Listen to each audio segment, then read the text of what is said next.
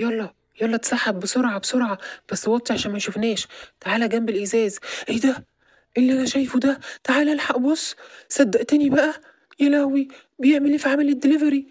يلا يا عم انجز وشوط. مستني ايه؟ عايزين نلعب. اصبر اصبر استنى. شفت اللي انا شفته ده؟ في عامل دليفري داخل البيت. يا عم وايه المشكلة يعني؟ وايه الغريب يعني في عامل دليفري جاي يوصل اكل؟ العب بقى يا عم. اصبر انت بس عليا وانا افهمك كل حاجة، بس ركز انت في اللي بيحصل. شايف البيت ده والدكتور اللي واقف ده؟ البيت ده مرعب جدا وفي حاجات غريبة بتحصل. هفهمك كل حاجة بس مش دلوقتي، استنى استنى. شفت اللي حصل؟ خدت بالك؟ اهو الدكتور مرضيش يحاسبه من على الباب وخلاه يدخل جوه. يا ابني وفيها ايه المشكلة يعني لما عامل الدليفري يدخل؟ ما يمكن الدكتور مش مجهز الفلوس على ما يجهزها له، يعني عاملها مشكلة ليه؟ وبعدين احنا مالنا في ايه يعني؟ في ان كل اللي بيدخل البيت ده ما بيخرجش. ركز معايا. نفسي مرة تاخد بالك. كل ما حد يجي اركز معاه الاقيه ما بيطلعش تاني. لا لا يا عم، ما بيطلعش ايه؟ انت بس تلاقيك ما بتاخدش بالك، بتبقى مشغول يعني في اللعب وكده. مش هيطلع يعني، هيروح فين يعني؟ انت مش مصدقني؟ على فكرة اي حد بيجي البيت ده بمجرد ما بيدخل حاجات غريبة كده بتحصل. انوار بتقعد تنور كده وتطفي. بس ركز معايا كده. انا بعتذر لك على التأخير، انا ما حبيتش بس اوقفك في الشمس بره على ما اجهز الفلوس، وانت جاي تعبان كده وحران والجو بره حر جدا. فجهزت لك حاجة ساقعة كده اشربها على ما اجهز لك الفلوس. حضرتك كلك ذوق، شكرا جدا. انا فعلا كنت عطشان قوي. ايه ده؟ هو نور عمل كده ليه؟ انا مالي دايخ كده ليه؟ ايه اللي بيحصل ده؟ في ايه؟ شفت بقى؟ صدقتني ان في حاجة غريبة بتحصل. شايف الانوار؟ انوار غريبة بتنور وتطفي. البيت ده على فكرة مرعب جدا. وعامل الدليفري ما خرجش زي ما قلت لك بالظبط. بقول لك ايه، تعالى نتسحب ونقرب ونشوف ايه اللي بيحصل جوه. احنا كده كده قصيرين وصغيرين، مش هيشوفنا من ورا الازاز. يلا بسرعة. هو طعمه غريب كده ليه؟ انا مالي دايخ ليه؟ هو ايه اللي بيحصل ده؟ مش قادر. انت عملت فيا ايه؟ ايه اللي انت شربتهولي ده؟ اه ودلوقتي بقى جه ميعاد السرنجة. مساعد غبي ما كانش محضر السرنجة. يلا يلا اتسحب بسرعة بسرعة، بس وطي عشان ما يشوفناش. تعالى جنب الإزاز. ايه ده؟ إيه اللي انا شايفه ده؟ تعالى الحق بص. صدقتني بقى. يا لهوي. بيعمل ايه في عامل الدليفري؟ ايه ده بيديله سرنجة. ايه ده؟ شفت اتحول ازاي؟ ده حوله لكائن غريب، زي ما يكون وحش او زومبي. انا خايف. المساعد اللي معايا ده غبي قوي. انا لازم استغنى عنه واشوف واحد تاني. رايح يحط المصل بتاع التجربة في عبوة بنفس اللون والشكل للمصل المضاد. طب انا كنت هتلخبط، انا ما كنتش عارف اخد من انهي فيهم. يلا كويس ان هي الصدفة طلعت السرنجة الصح. بس هو كده مش هقدر استخدمه قبل 24 ساعة في الجريمة اللي انا هعملها. المصل الجديد ده ما بيخليهوش مفترس الا بعد 24 ساعة. ايه ده؟ انا ايه اللي جرالي؟ انا ازاي بقيت كده؟ انت عملت فيا ايه؟ انت ازاي حولتني بالشكل ده؟ رجعني لشكلي الطبيعي بسرعة. مش قادر. ايه اللي بيحصل في جسمي ده؟ حاسس اني هنفجر. انت عملت فيا كده ليه؟ انا عملت فيك ايه؟ بس عملت لك ايه عشان تخليني بالشكل ده؟ حد يلحقني. صدقتني بقى ان البيت ده مرعب جدا، والدكتور ده طلع مجنون. يلا نجري من هنا قبل ما يحس بينا. صراحة أنا كنت بستغرب كلامك في الأول ومش عارف أصدقه أو أستوعبه، بس بعد اللي أنا شفته بعناية ده أنا عرفت اللي بيدخلوا ما بيطلعوش تاني ليه. ده دكتور ده مجنون فعلا. شفت أول ما اداله سرنجة اتحول لوحش شكله مخيف جدا. بس أنت خدت بالك الدكتور كان بيقول إيه؟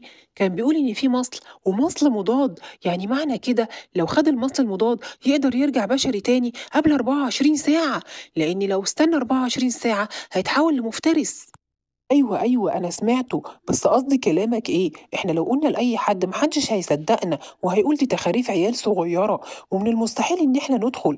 أنت مش شايف المكان مرعب إزاي؟ والّا الدكتور المتوحّش المفترس ده هنعدّي منّه إزاي، وهننقذ الشاب المسكين ده إزاي؟ خاصةً وإن ما فيش وقت، ده في خلال 24 ساعة بس هيبقى كائن مفترس. ما تقلقش، أنا جات لي الفكرة. أنا باشوف الدكتور ده دايمًا بينزل الصبح بدري. هو ما بيتأخرش، بيبقى في حدود نص ساعة ساعة بالكتير، بس غالبا مشواره ده بيكون بخصوص السرنجات والأدوية والحاجات اللي هو بيستخدمها وبيجيبها. احنا بقى نستغل الوقت ده ونتسحب من غير ما حد يحس بينا. هو طبعا ما يعرفش ان في حد شافه، فهيبقى مدي الأمان.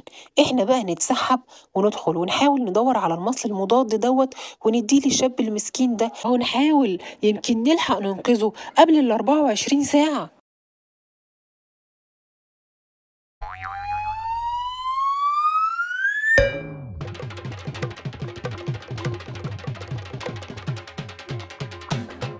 يلا بسرعة قبل ما يرجع، ما قدامناش وقت، لازم نخلص مهمتنا قبل النص ساعة ما تعدي.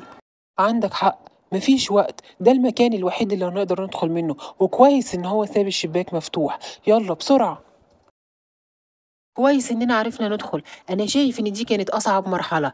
إحنا دلوقتي بقى نقسم المهام عشان نكسب وقت، كل واحد فينا يروح في ناحية وندور عليه، لازم نلاقيه هو الأول ونفهمه ونطمنه إن إحنا جايين عشان نساعده، وبعدها بقى نبقى ندور على المصل المضاد ونديهوله. بالشكل ده هنبقى لحقناه قبل 24 ساعة ونبقى نجحنا في مهمتنا. يلا. بقول لك ايه، استنى، انا خايف قوي. ما تيجي نخرج من المكان ده وملناش دعوة. انا خايف من الدكتور الشرير ده اللي يجي مرة واحدة ده يعملنا كفتة، وبعدين البيت ده مرعب قوي. يعني انت شايف ان ده وقته، ده وقت المناقشه؟ لما انت كنت خايف دخلت معايا ليه من الاول؟ وبعدين حط نفسك مكان عامل الدليفري، مش لو كنت مكانه كنت هتتمنى حد يجي ينقذك؟ انت كده بتضيع وقت. يلا خلصني، كان زماننا انقذناه. اتحرك بسرعه. انا هطلع ادور فوق وانت دور هنا.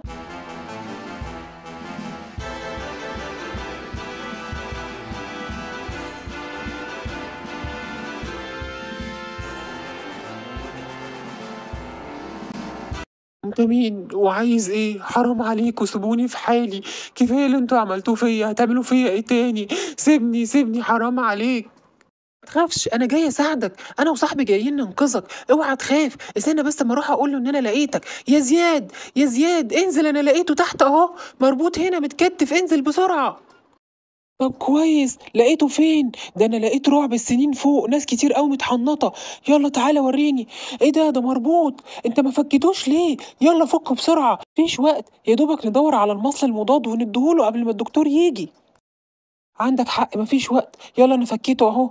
بقول لك ايه، انا هروح انا راقب الجو بره احسن الدكتور المجنون ده يجي على غفله ويمسكنا. انت بقى دور براحتك على المصل المضاد في التلاجة، واول ما تلاقيه اديهوله، وانا هامن لك الجو بره، ولو لقيت اي حاجه هبلغك.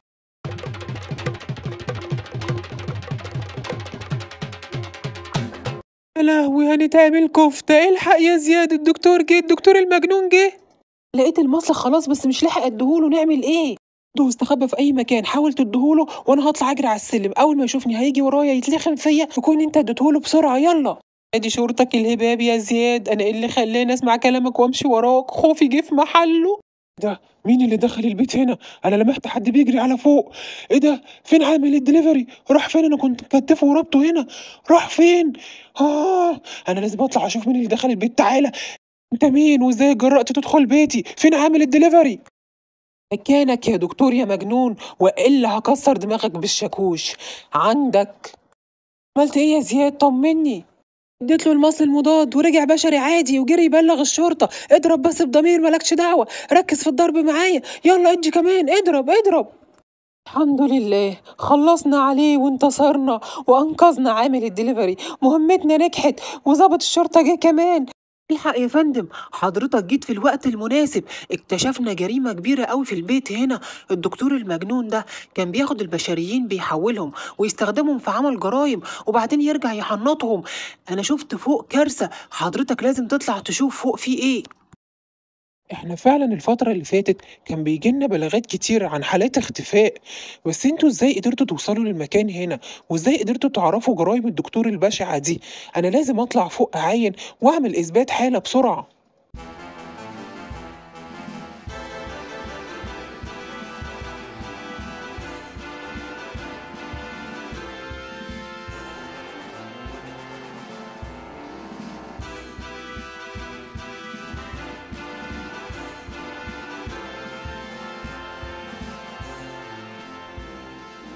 ايه المنظر اللي انا شفته ده؟ ايه الرعب ده؟ ازاي قدر يحنط كل دول؟ ازاي حولهم ببساطة كده ورجع حنطهم عادي وعمل كل ده لوحده؟ ده مش مجنون بس، ده شرس، ده بشع. انا عرفت ان اسمك علي من زياد. انا مش عارف اشكركم ازاي. انا لولا شجاعتكم انا كان زماني متحنط زي اللي موجودين فوق دول. عملتوا عمل بطولي مفيش اي حد يقدر يعمله. لا لا لا، بتشكرنا على ايه؟ ده العادي بتاعنا على فكرة، احنا بنحب المغامرات وكل يوم لينا مغامرة جديدة. احنا قلبنا ميت وفي الشجاعة ملناش مثيل. طبعا طبعا يا علو، امال ايه؟ ما هو كله على يدي، اشهد بكده.